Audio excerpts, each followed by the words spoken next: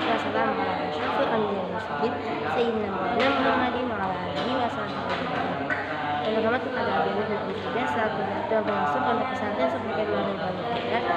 Saya hormati sejarah pengurus serta Malik kita bagi menteri PT Imajinasi dan teman-teman yang saya sayangi juga saya banggakan.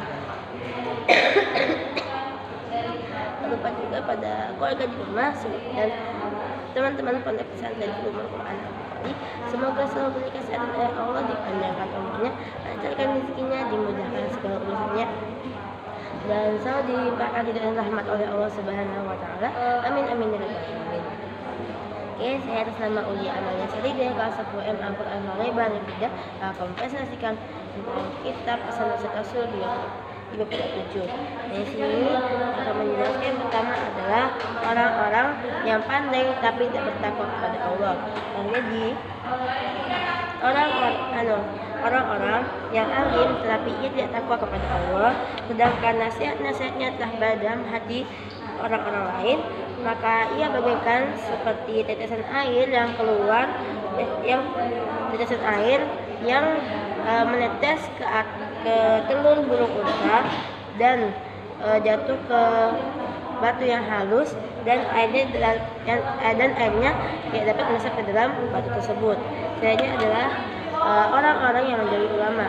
Jadi bagi orang-orang yang sudah 40 hari tidak pernah memasuki namanya majelis, maka hatinya akan menjadi keras dan ia akan gampang terjerumus ke dalam kepada dosa-dosa yang besar. Dan ketahuilah bahwa ilmu adalah sesuatu yang dapat menghidupkan hati. Sebenarnya itu adalah orang kaya, azab bagi orang-orang kaya yang tidak bersedekah dan orang alim yang fasik. Nah, jadi Allah tidak akan segan-segan untuk menyiksa orang-orang yang apabila ia telah kaya tetapi ia masih saja malah mencuri, dan orang-orang yang fasik. Selanjutnya adalah larangan mencela orang lain. Nah, jadi setiap orang setiap orang itu sama saja.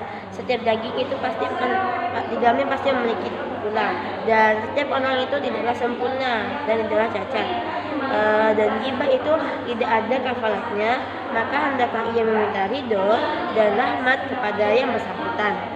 Selanjutnya adalah bahaya dari lisan. Ya, jadi bahaya dari lisan itu adalah salah satu ciptaan Allah yang paling utama. Nah, lisan itu dapat membuat orang masuk ke surga dan juga dapat membuat orang masuk ke neraka.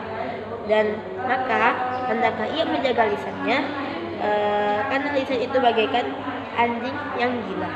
Selanjutnya itu adalah larangan melaknat. Jadi dilarang bagi kita untuk melaknat orang-orang muslim atau binatang, karena laknat itu akan kembali pada diri kita sendiri.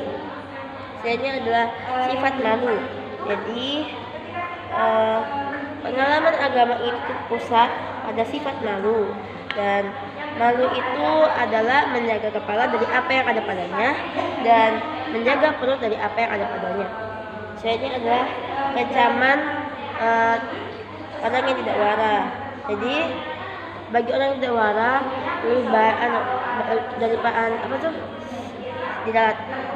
bagi orang-orang yang tidak wara dari kemaksiatan, lebih baik ia mati daripada hatinya itu tidak memiliki keimanannya. Selanjutnya itu ada wara adalah kesempurnaan iman. Wara adalah kesempurnaan iman. Jadi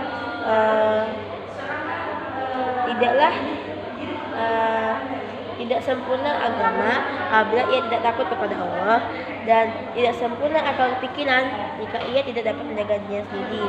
Tidaklah sempurna iman seseorang jika ia tidak wara, tidak sempurna ibadah seseorang jika ia tidak ilmu, dan tidak pula dapat disebut amanah jika ia tidak dapat menyimpan rahasia seseorang. Tidaklah ia disebut sebagai tobat jika ia tidak petunjuk.